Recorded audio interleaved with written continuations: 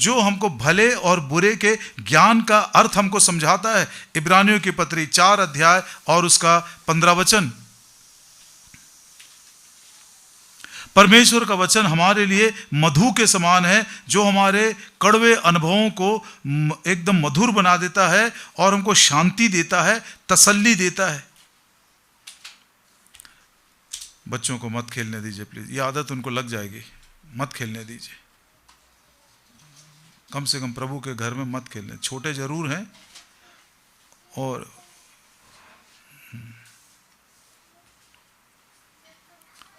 तो सबसे पहले पौलुस ने बपतिस्मा लिया और तुरंत 19 वचन में लिखा है भोजन करके बल पाया।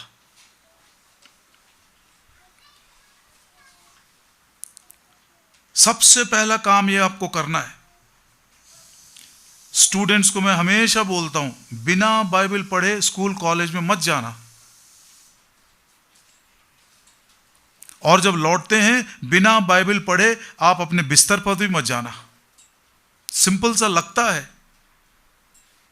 जिस काम को करने के लिए पिता ने प्रभु यीशु मसीह को भेजा था, उस काम की तैयारी करने के लिए प्रभु को 30 साल लगे। वचन सीखने के लिए, वचन के द्वारा तैयार होने के लिए 30 साल लगे उसको। हर भोर को वो उठता था, हर भोर को कान खोलकर अपने पिता की वाणी को सुनता था।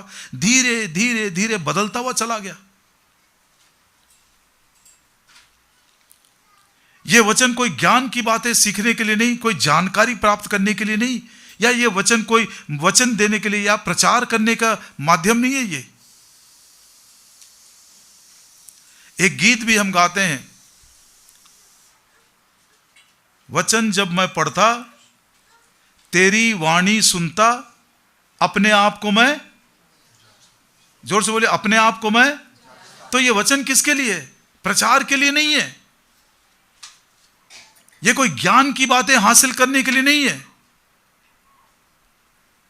यह वचन हमको जांचने के लिए, परखने के लिए, गंदगी को दूर करने के लिए, प्रभु के वचन के अनुसार जो नहीं है उसको निकाल देने के लिए। यह वचन हमारे हृदय को बल देता है ताकि हम उस काम को पूरा कर सके जिसके लिए प्रभु ने हमको बुलाया है।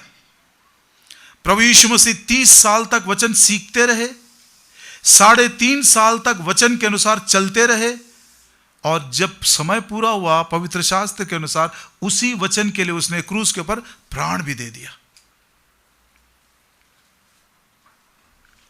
काम करने वाले कोई भी ना बोले मैं बहुत बिजी हूं।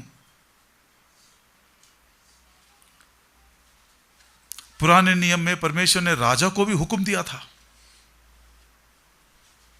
व्यवस्था की एक पुस्तक तेरे पास जरूर रहे, अन्यथा व्यवस्था की किताब केवल महायाजकों के पास रहती थी। मंदिर के अंदर लोग सब सुनने के लिए जाते थे, लेकिन राजा को कभी टाइम मिले या ना मिले, इसलिए प्रभु ने राजा से कहा तू भी अपने लिए एक कॉपी बनवा लेना व्यवस्था का, हर रोज उसको तू पढ़ना। हर रोज यदि तू उसको पढ़ेगा तो तू अपने भाइयों के बीच में नम्र और दीन रहेगा, तेरे मन के अंदर कभी भी घमंड नहीं आएगा।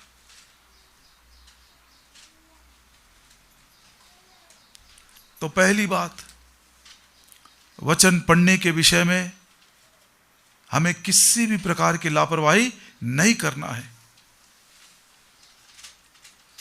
आखिर में ये एक ही बात बच जाती हमारे लिए। शायद ये उदाहरण आपने सुना भी होगा, लेकिन फिर से एक बार प्रोत्साहन के लिए, क्योंकि कुछ नए लोग भी यहां पर हैं। 1987 की बात है। 1985 में कॉन्वोकेशंस हैदराबाद में खत्म हो गए थे, उसके बाद नहीं हुए। 87 में जब अयबक सिंह बाहर सेवा के लिए गए, बीमार पड़ गए। पहली बार वो अपनी सेवा को कैंसिल करके वापस हैदराबाद आया। वो ये बोले take me back to my home, मुझको घर वापस लेकर जाओ। सीधा उनको चेन्नई लेकर गए और सीएमसी वेल्लोर लेकर गए। 1 महीने तक लगभग वो हॉस्पिटल में रहे। 1987 हम सब तैयार कर रहे थे कब खबर आएगा कि वो प्रभु के पास चले गए। सारी दुनिया उसका खबर पाकर प्रार्थना कर रही थी। यहां तक कि यूके से भाई AJ फ्लैक, वो भी एक बहुत बड़ी हस्ती थे हमारे फेलोशिप में, वो भी अयबक सिंह से एक आखिरी बार मिलने के लिए आए। इतने बीमार थे वो। अद्भुत रीति से प्रभु ने उनको चंगा भी किया। और वापस 1-1.5 महीने के बाद जब वो CMC से चेन्नई वापस आए तो ऊपर के कमरा, उनका ऊपर का एक कमरा है, उनको ऊपर के कमरे में रख दिए और उनका जो केयर टेकर था वो भाई एडी विलियम्स थे। भाई एडी विलियम्स उनको लिटा दिए और ऐसे ही सोचे मैं बाहर बैठकर तो उनको देखता रहूँगा, समय जब पूरा होगा तो लाइट वाइट बंद करके मच्छरदानी लगाकर उनको मैं ठीक ठाक कर दूंगा। वो भी बेचारे 1 महीने से थके हुए थे, वो भी ठीक से सोए नहीं थे, उनकी आंख लग गई। रात को 1 बजे उनको जब नींद आई तो देखा भाई भक्त सिंह के कमरे का जो लाइट जल रहा है। एकदम हड़बड़ी उठे, वो दौड़ कर गए। वो क्या देखते हैं कमरे में, भाई भक्त सिंह घुटना टेका हुआ है और बिस्तर के ऊपर उनका बाइबल खुला हुआ है और वो बाइबल पढ़ रहे हैं। वो व्यक्ति मरने वाला था, सारी दुनिया देख रही थी कि कब वो प्रभु के पास चले जाएंगे। पहला मौका उनको मिला कि नहीं, वो अपने घुटने पर आकर बाइबल पढ़ते हुए पाए गए। भाई एडी अंकल बोलते हैं तो मैं जीवन भर उस दृश्य को भूल नहीं सकता। उनको क्या बाइबल नहीं मालूम है? उत्पत्ति कहां पर है, प्रकाशित वाक्य कहां पर है, क्या उनको नहीं मालूम? कुछ लोग तो इस दर्जे तक गए बोलने के लिए, जैसे ग्राइंडर में मसाला को पीसते हैं वैसे भाई भक्त सिंह ने वचन को पीस पीस कर पी लिया है। खाया नहीं, पी लिया उसने, पानी के समान। लेकिन उनके मन के अंदर वचन के लिए जो आस्था, वचन के लिए जो भूख, वचन के लिए जो प्रेम था, देखिए किसी भी मायने में यदि इस वचन के लिए मन के अंदर भूख चली गई है तो प्रभु से हम क्षमा चाहें। और उसने भोजन किया, बल पाया। भजन 104 और उसका 15 वचन। भजन संहिता 104 और उसका 15।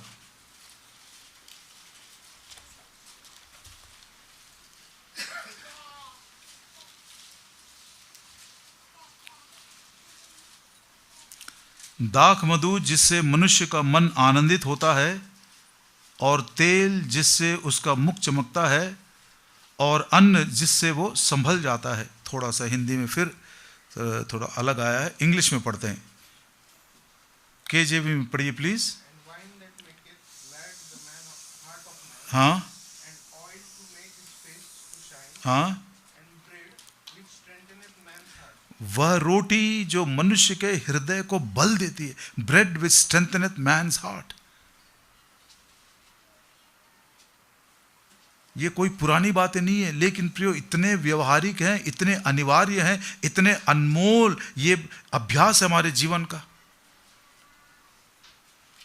परमेश्वर भी इसी वचन के द्वारा अपने सारे उद्देश्य और संकल्पों को पूरा करता है। और यदि हम भी उस उद्देश्य और संकल्प को पूरा करते हुए देखना चाहते हैं तो यही एक वचन है। इफिसस के उन प्राचीनों को विदा करते समय पौलुस कहता है, मैं तुमको परमेश्वर के हाथ में और उस अनुग्रह के वचनों के लिए सौंप देता हूं जो तुम्हारी उन्नति कर सकता है और पवित्र किए हुए संतों के साथ मीरास दे सकता है। मतलब जिन संतों को परमेश्वर पवित्र कर रहा है वो मीरास देने के लिए, उनके साथ यदि हम अपने मीरास का भाग पाना चाहते हैं तो ये वो अनुग्रह का वचन है जो हमको तैयार करेगा, बिल्ड करेगा। प्रेरितों के काम उसका 20 अध्याय और उसके 32 वचन में पढ़ते हैं। प्रेरितों के काम 20 अध्याय और उसका 32 वचन। Acts of apostles chapter 20 and verse 32। और अब मैं तुम्हें परमेश्वर को और उसके अनुग्रह के वचन को सौंप देता हूं जो तुम्हारी उन्नति कर सकता है और सब पवित्र किए हुए लोगों में साझी करके मीरास दे सकता है। You want to share inheritance with Abraham, Isaac and Jacob, Paul, David and Daniel, you must be commended to the word of his grace. इब्राहिम, इसहाक, याकूब के साथ, पौलुस, दानियल और ऐसे लोगों के साथ, पवित्र के वे संतों के साथ यदि हम मीरास बांटना चाहते हैं तो आइए अनुग्रह के वचन के लिए अपने जीवन को हम सौंप दें। दूसरा, उसी प्रेरितों के काम 9 अध्याय और उसका 19 वचन, दूसरा भाग। वह कई दिनों उन चेलों के साथ रहा जो दमिश्क में थे। ये फेलोशिप को सूचित करता है। बपतिस्मा 18 वचन में बपतिस्मा लिया, 19 वचन में वचन के द्वारा बल पाया, और दूसरा चेलों के साथ संगति करने के लिए कई दिन तक वो वहीं पर बना रहा। संगति हमारे मसीह जीवन का एक बहुत बहुत अहम भाग है।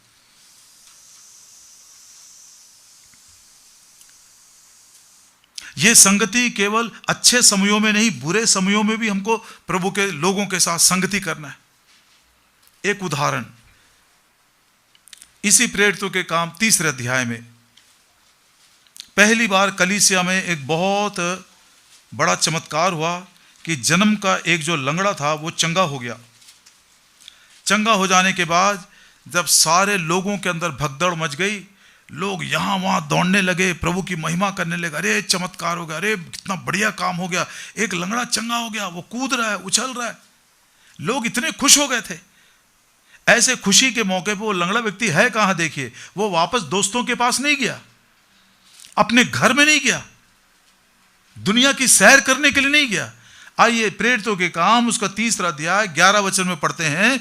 जब वह पतरस और यूहन्ना को पकड़े हुए था तो सब लोग बहुत आश्चर्य करते हुए उस उसारे में जो सुलेमान का कहलाता है उसके पास दौड़ आए। पतरस और यूहन्ना को पकड़े हुए था, चेलों को पकड़ लिया। पौल उस चेलों के साथ संगति करने के लिए वहीं रह गया। उसको मालूम था यह संगति मेरे लिए बहुत बहुत जरूरी है। लेकिन जैसे जैसे खबर फैलता गया, महायाजकों तक, ये फरीसी सदुकी लोगों तक खबर पहुंचा, वे लोग बड़े नाराज हो गए। अरे ये प्रभु यीशु मसीह के गुण गा रहे हैं, लोग उनके पीछे जा रहे हैं, तो वो बड़े, ये धर्म के मानने वाले सब बड़े नाराज हो गए। दुख का समय था, चेलों को धमकी दिया जा रहा है, जेल खाने में डाल देंगे, तुमको मार देंगे, ये कर देंगे, वो कर देंगे। आपको हमने बताया भी था कि उद्धार पाने के बाद जब हम मसीही होने के नाते जीवन बिताते हैं तो कहीं ना कहीं से कभी दुख आएगा, कभी लोग ठट्टा करेंगे, कभी मजाक करेंगे, कभी कभी कोई दाम भी हमको चुकाना जरूर पड़ेगा। जब हम कॉम्प्रोमाइज नहीं करते हैं तो ऐसे समयों में लंगड़ा व्यक्ति कहां गया? उसी दिन उद्धार पाया था। नया नया विश्वासी है वो, कोई 1 हफ्ते पुराना भी कोई विश्वासी नहीं है। जिस दिन बपतिस्मा लिया जिस दिन उसका लंगड़ापन चंगा हो गया, जिस दिन लोग उसके विषय में खुशी मना रहे थे, परमेश्वर की बड़ाई कर रहे थे, उसी दिन उसके ऊपर दुख आया। और दुख के समय पहला ही दिन वो नया विश्वासी कहां पर है? देखिए 4 अध्याय और उसका 14 वचन। उस मनुष्य को जो अच्छा हुआ था उनके साथ खड़े देखकर वे विरोध में कुछ ना कह सके। किनके साथ खड़ा? अभी भी चेलों के साथ खड़ा है। इसको संगति कहते हैं। छोटी छोटी बातों के कारण यदि अब नाराज होकर यहां प्रभु के घर को छोड़ दिए, संतों की संगति छोड़ दिए, तो सावधान, बहुत सावधान रहना है। उसके देह में हमको लाया गया है, हम उस देह के अंग हैं। प्रभु दया करे इस विषय में समझने के लिए। प्रभु यीशु मसीह कोई व्यक्तिगत विश्वासी के लिए नहीं आ रहे हैं। प्रभु यीशु मसीह अपनी कलीसिया को लेने के लिए आ रहे हैं, अपनी दुल्हन को लेने के लिए आ रहे हैं। प्रभु यीशु मसीह वचन के जल के द्वारा अपने कलीसिया को धो रहा है, और उसी में यदि मैं भाग नहीं हूं, मेरे लिए बहुत बड़ा नुकसान है। अच्छे समयों में, बुरे समयों में संतों की संगति को नहीं छोड़ना है। पौलुस उस दिन समझ गया जब उसने बपतिस्मा लिया था। बहुत दिनों तक वो चेलों के साथ संगति में बना रहा। तीसरी बात, उसी 9 अध्याय का 20 वचन। और वह तुरंत आराधनालयों में यीशु का प्रचार करने लगा कि वो परमेश्वर का पुत्र है। 18 वचन में बपतिस्मा लिया, 19 वचन में वचन के द्वारा बल पाया, संगति के द्वारा भी वो बल पाया। अब तीसरा कदम, वो तुरंत जाकर, टाइम वेस्ट नहीं किया, लोगों के बीच में गया, आराधनालय में किया, और प्रभु यीशु मसीह ही परमेश्वर का पुत्र है, परमेश्वर का पुत्र जिसने मुझसे प्रेम किया, मुझको उद्धार दिया। मैं तो एक हिंसक था, मैं तो सताने वाला था, मैं तो हानिकारक था, प्रभु ने अपने अनुग्रह को मुझ पर प्रकट किया। यह प्रचार वो दूसरे लोगों तक करने के लिए चला गया।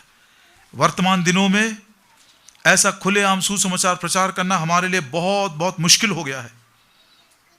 शिकायत नहीं कर रहे हैं, प्रभु ने जब तक हमको समय दिया, हमने दिल खोलकर ऊंची ऊंची आवाज में सड़कों के ऊपर दिन दिन तक हम सुनाते रहे। हियाव मिला, हिम्मत मिला, अवसर मिला, प्रभु ने सौभाग्य दिया। लेकिन इन दिनों में ऐसा सुसमाचार सुनाना मुश्किल हो गया, क्या करेंगे हम?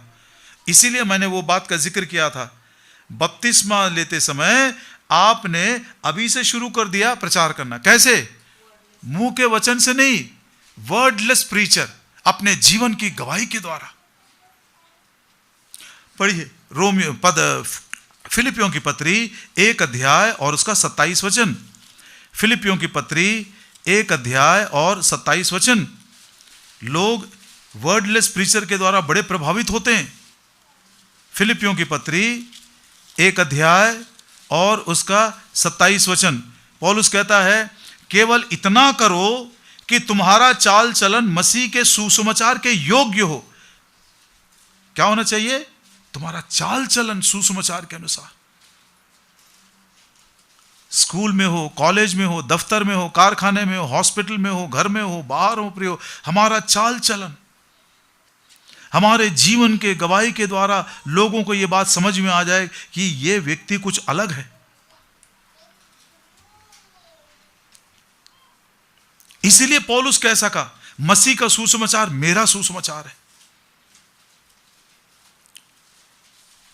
यदि मैं संसार के लिए, पाप के लिए, अभिलाषाओं के लिए, अपने स्वार्थ के लिए मरा नहीं हूं, मैं ये सुसमाचार प्रकट नहीं कर सकता। और यदि शब्दों में बोलता भी हूं तो लोग विश्वास नहीं करेंगे। तो तीसरा कदम, बपतिस्मा लेने के बाद पौलुस तुरंत तैयार होकर आराधनालयों में गया और प्रभु के सुसमाचार की गवाही वो देने लगा। चौथा कदम, उसी प्रेरितों के काम 9 अध्याय 23 से 25।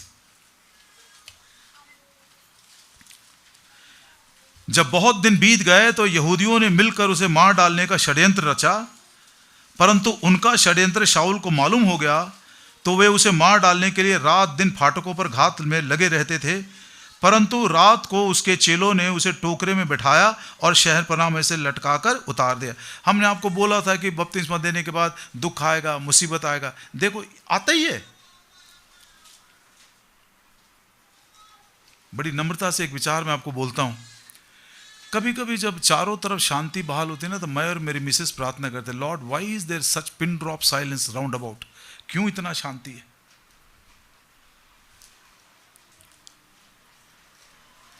जब चारों तरफ बिल्कुल शांत है, कुछ भी नहीं हो रहा ना, एक प्रकार का केयरलेसनेस हमारे जीवन में आता है। जब हम संघर्ष में से जाते रहते हैं, तब मात्र विश्वास बढ़ता है, प्रेम बढ़ता है, वचन पढ़ने की लालसा बढ़ती है, संगति में दौड़ने के लिए लालसा बढ़ती है, प्रभु के ऊपर हमारा ट्रस्ट बढ़ता जाता है। कंपलसरी 5 बातें हैं बाइबल में जो लिखा हुआ है। You must be born again, salvation compulsory.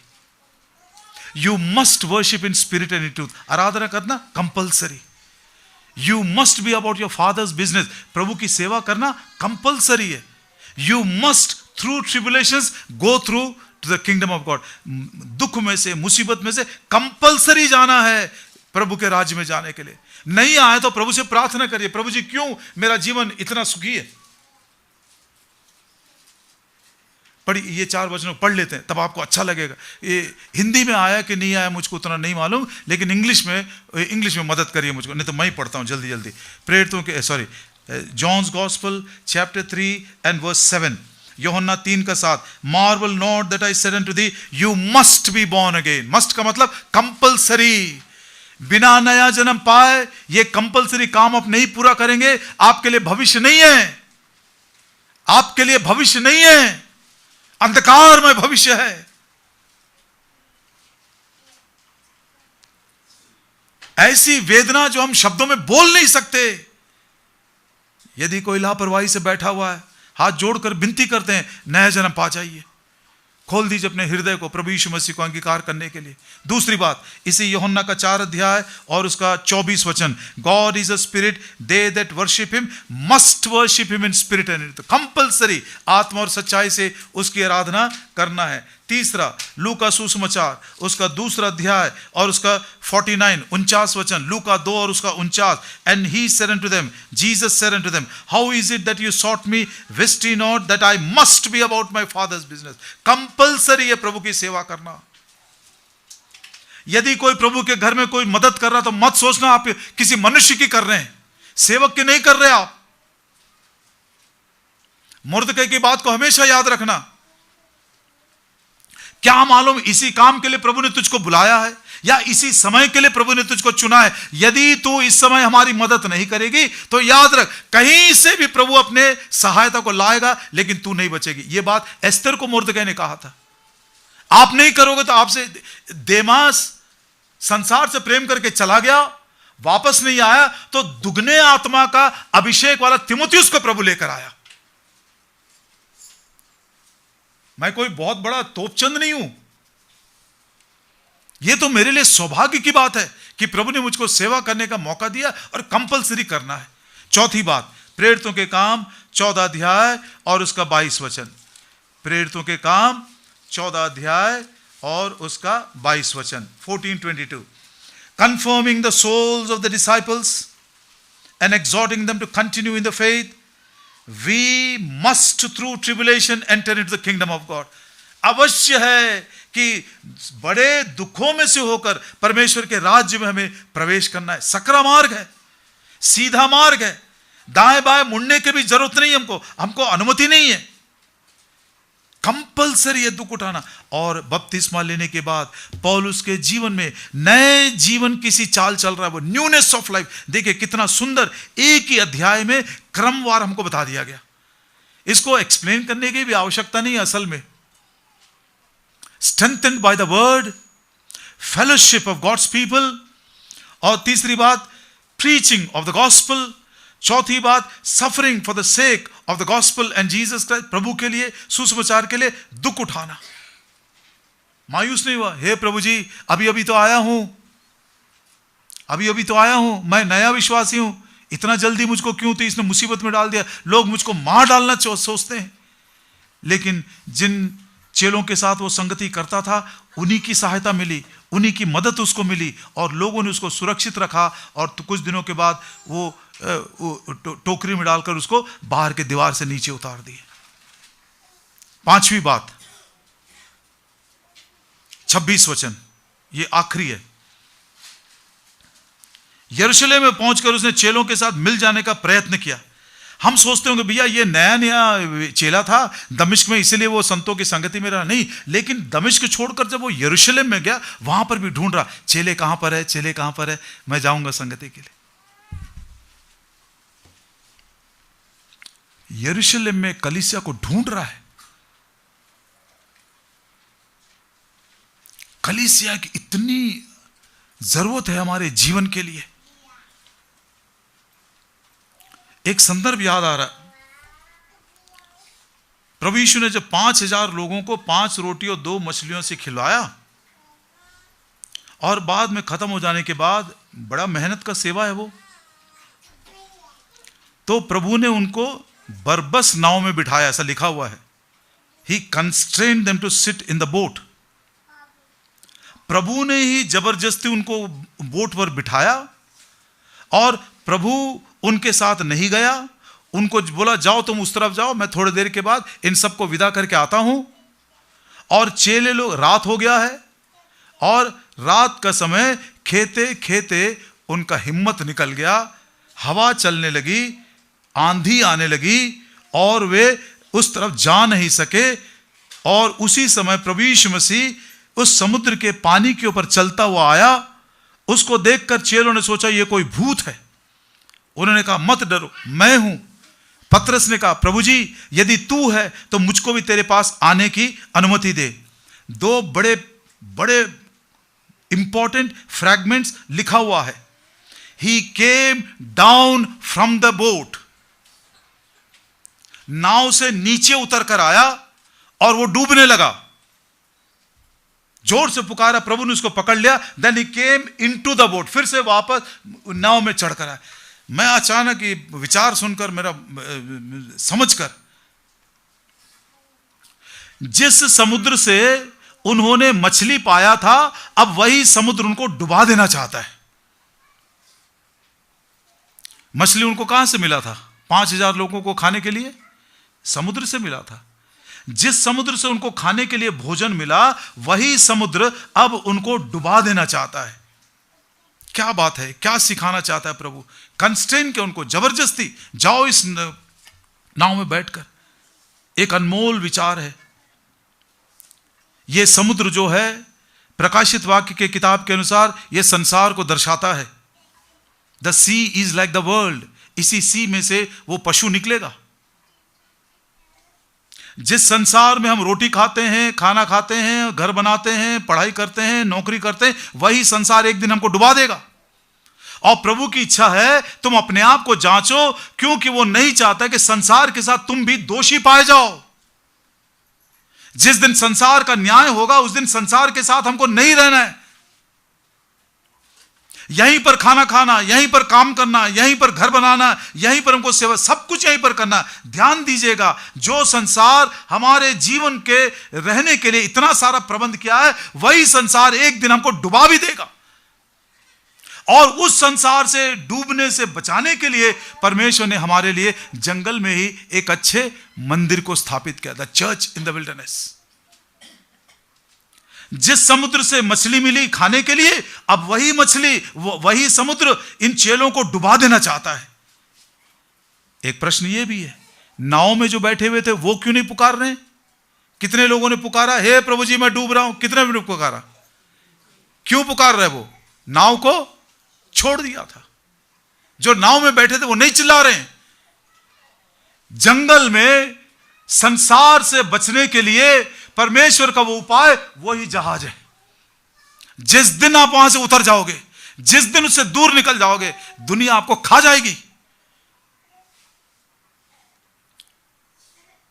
आपके विश्वास को बदल देगी, आपके प्रेम को ठंडा कर देगा। संसार आपको अपने ये अट्रैक्शंस में, इसलिए बोलता है संसार के सदृश मत बनो, मत छोड़ो ये जहाज को। आइए उन वचनों को पढ़ लेते हैं। मत्ती सुसमाचार और उसका 14 अध्याय।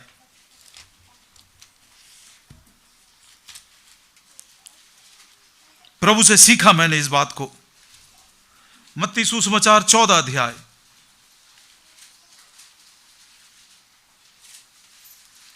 बाईस वचन।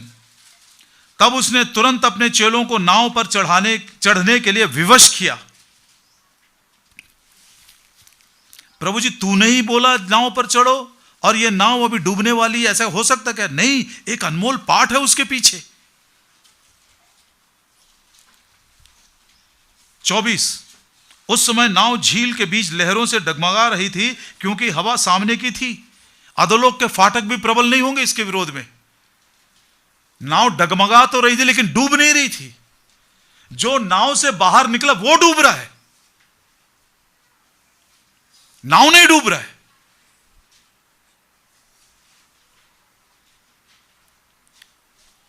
यदि किसी के हृदय से परमेश्वर के घर की उस मुख्यता या उस कितना अनमोल है ये, यदि वो विचार निकल गया है, आज प्रभु आपको समझाए, नाव मत छोड़ना।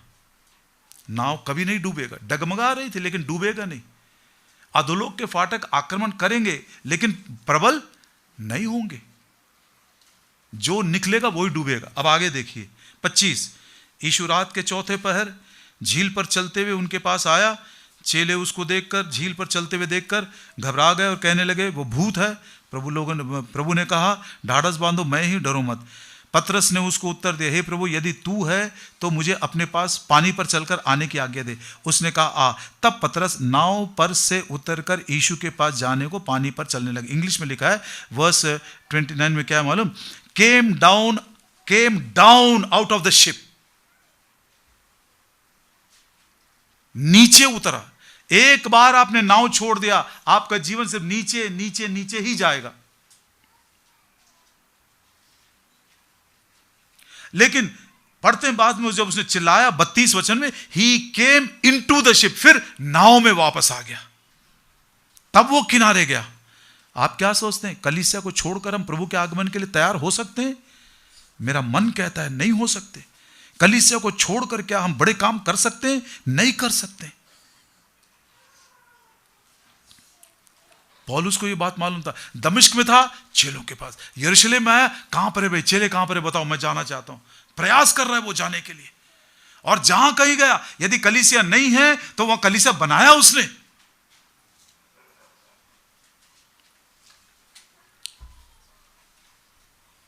हम सबों के लिए, मेरे लिए भी एक अनमोल पाठ है। बड़ा सिंपल सा विचार है ये।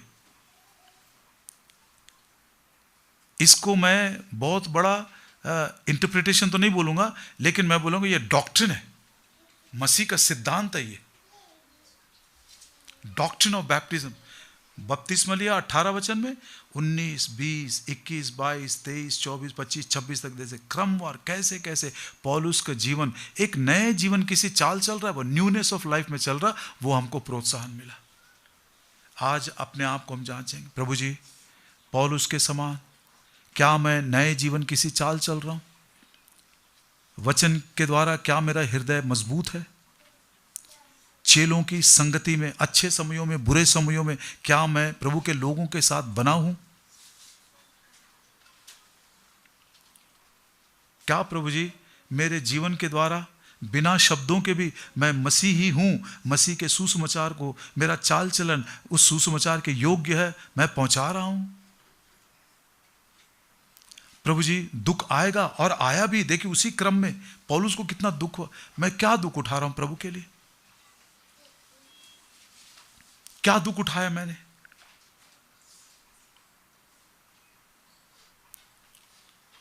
प्रभु जी मैं आपके लिए दुख उठाना चाहता हूं। पौलुस तो एक कदम जाकर यह भी बोलता है कि प्रभु यीशु मसीह ने कलीसिया के लिए जो दुख उठाया है, वो दुखों में हमको सहभागी होना है। अब उस दुख एक आदमी सह नहीं सकता, तो प्रभु ने क्या किया? अलग थोड़ा थोड़ा थोड़ा सबको बांट दिया है। यह विचार मैं बोलना चाहता हूं अभी। गिफ्ट्स ऑफ ग्रेस, अनुग्रह के भी दान है। प्रभु यीशु मसीह का अनुग्रह इतना विशाल है कि हम अकेले में समा नहीं सकते। तो उसने क्या किया? वो अनुग्रह को उसको थोड़ा दान दिया, इनको थोड़ा दान दिया, आपको भी थोड़ा दान दिया, अनुग्रह को थोड़ा थोड़ा थोड़ा बांट बांट के दिया है। अब जब हम सब लोग मिलकर उस अनुग्रह के द्वारा प्रभु की सेवा करते हैं, आराधना करते हैं, तब मात्र कुछ एक इमेज प्रकट होता है। वैसा ही प्रभु यीशु मसीह का दुख भी है। एक व्यक्ति उसको सह नहीं सकता है, इसीलिए प्रभु ने कलीसिया में संतों को बांटा है। और पौलुस कहता है जो मेरा भाग कलीसिया के दुखों में है, जितना मैंने अभी तक पूरा नहीं किया उसको मैं पूरा कर देना चाहता हूं। मान लीजिए 100% मसीह का दुख है, उसमें से पौलुस जैसे महान व्यक्ति को 1% मिल गया, 1 फुल परसेंट। 1% मतलब 100 पैसे का उसको दुख उठाना है। तो मैं ये जांचना चाहता हूं कि ये 100 पैसे का जो दुख मुझको प्रभु ने बांट कर दिया है कलीसिया के पक्ष में, मैं कितना उसको पूरा किया हूं? 20 पैसा, 30 पैसा, 40 पैसा, 60 पैसा, और जो बचा हुआ है उसको मैं पूरा कर देना चाहता हूं। कलीसिया से पाने की कोशिश नहीं, कलीसिया के लिए दुख उठाना, प्रभु के घर के लिए दुख उठाना, त्याग करना, बलिदान करना, अपने टाइम का, अपने टैलेंट्स का, अपने ट्रेजर का। बड़ा हल्का सा जीवन हो गया हमारा। पढ़िए उस वचन को, मैं मनगढ़ंत बात नहीं बोल रहा हूं। कुलुस्सियों की पत्री 1 अध्याय और उसका 24 वचन। कुलुस्सियों की पत्री 1 अध्याय और उसका 24 वचन। अतः मैं उन दुखों के कारण आनंद करता हूं जो तुम्हारे लिए उठाता हूं, और मसीह के क्लेशों की घटी उस देह के लिए, अर्थात कलीसिया के लिए, अपने शरीर में पूरी करता हूं।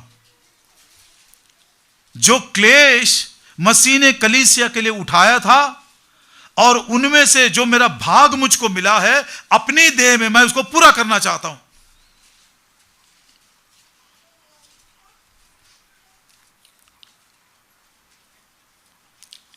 एक लड़के को बहुत साल के बाद में मिला, हमारे पूना के बेथनी में। पूछा बेटा क्यों नहीं आ रहे हो? अंकल लास्ट टाइम मैं जब आया था ना, तो एक बड़ा भाई ने बोला रे तू खाना खाने आता है क्या? वो बड़ा दुखी हो गया बेचारा, वो नहीं आ रहा।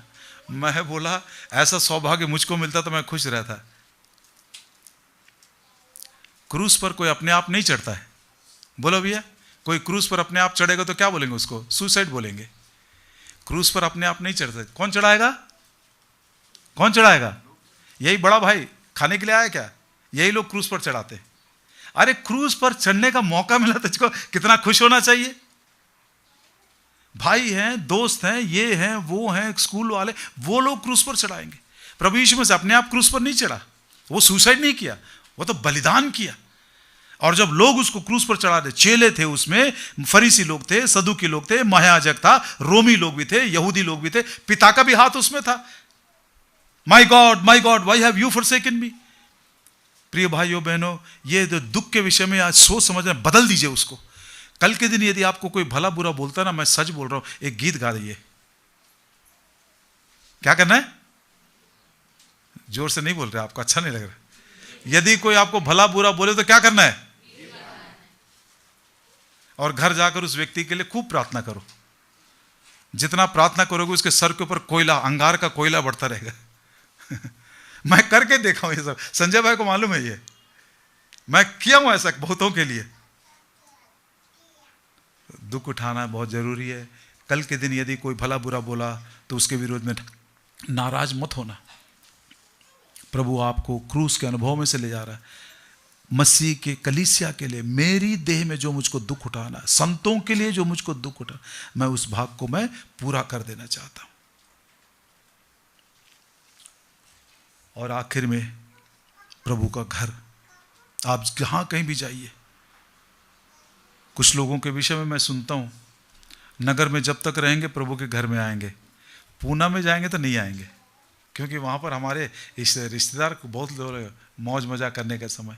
कुछ लोग पूना के बेथनी में आते हैं, लेकिन नगर आते तो वो प्रभु के घर में नहीं आते। लेकिन पौलुस ऐसे नहीं था। दमिश्क में रहा तो दमिश्क में गया, यरूशलेम में आया तो यरूशलेम में गया, रोम में गया तो रोम लोगों को ढूंढ लिया, जहाँ जहाँ गए वो कलीसिया को ढूंढ लिया। उसको मालूम था कलीसिया से एक बार नीचे उतरेगा तो नीचे ही जाता रहेगा और वो डूब जाएगा। कलीसिया कितनी भी कमजोर हो, आपको कितने भी कंप्लेंट्स हो, डगमगाए भी, लेकिन डूबेगा नहीं कलीसिया। प्रभु के घर को कभी मत छोड़ना।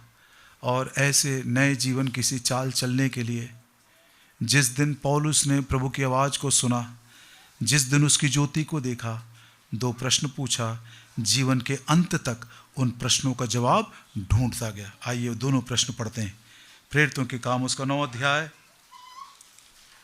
प्रेरितों के काम उसका 9 अध्याय 5 वचन। उसने पूछा, हे प्रभु तू कौन है? पहला प्रश्न क्या है? प्रभु जी तू कौन है? मैं तुझको जानना चाहता हूं, मैं तुझको समझना चाहता हूं, मैं तेरे जैसा बनना चाहता हूं, तेरे स्वभाव में धीरे धीरे मैं बदलना चाहता हूं। प्रभु जी बता तू कौन है? प्रभु जरूर अपने वचनों के द्वारा अपने को प्रकट करेगा। दूसरा प्रश्न 6 वचन, प्रेरितों के काम 9 का 6। परंतु अब उठकर नगर में जा,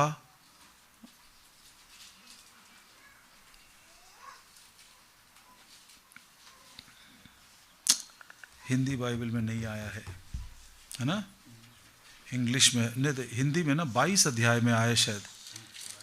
1 मिनट में 22 अध्याय में पढ़ लेता हूँ। 22 अध्याय का खोल लीजिए प्लीज। 10 वचन, प्रेरितों के काम 22 अध्याय 10 वचन। तब मैंने कहा, हे प्रभु मैं क्या करूं? प्रभु जी मेरी शादी के लिए क्या करूं? प्रभु जी मेरे नौकरी के लिए क्या करूं? प्रभु जी मेरी सेवा के लिए क्या करूं? प्रभु जी मेरी पढ़ाई के लिए क्या करूं? प्रभु जी इस परिवार में बच्चों के लिए क्या करूं? Don't take a decision without asking the Lord Jesus.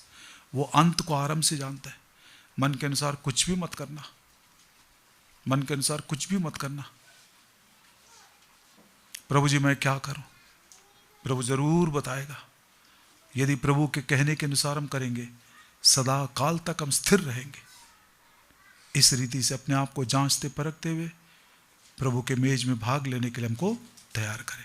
और यही है जीवन के नए, न्यूनेस ऑफ लाइफ, नए जीवन की सी चाल है ये। ऐसे ही चलते हुए प्रभु के आगमन के लिए भी हम तैयार हो सके।